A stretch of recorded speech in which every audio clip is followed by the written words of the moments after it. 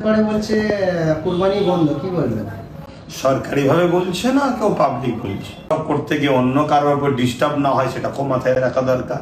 এবং ইসলাম এখন একটা ধর্ম, যে ধর্ম রাস্তায় কোনো জিনিস পড়ে থাকলে সেটাকে তুলে নির্জনে ফেলে দেওয়াটাকেও এটাকে ইবাদত বলা হয়েছে। তো সে জায়গায় ঘিরে করুন, পরিষ্কার পরিচ্ছন্ন রাখুন, স্যানিটাইজ করুন।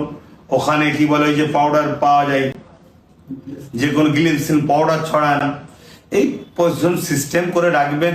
সেই অনুযায়ী যেমন প্রতি বছর আপনার ধর্ম পালন আপনি করছেন, ধর্মীয় কাজ আপনি করবেন।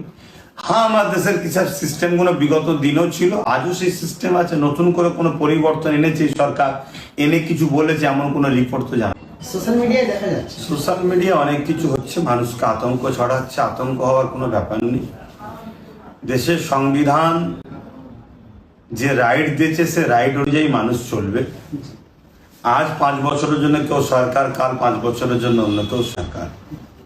সরকার যদি ক্ষমতায় আসার পরে কোনো সংবিধান বিরোধী বা কোনো ধর্মীয় ভাবাবেগে আঘাত দেয়, সেটার জন্য আইন ব্যবস্থা, সংবিধানে আমাদেরকে রাইট দিয়েছে আন্দোলন করার, সেটা আলাদা রাস্তা।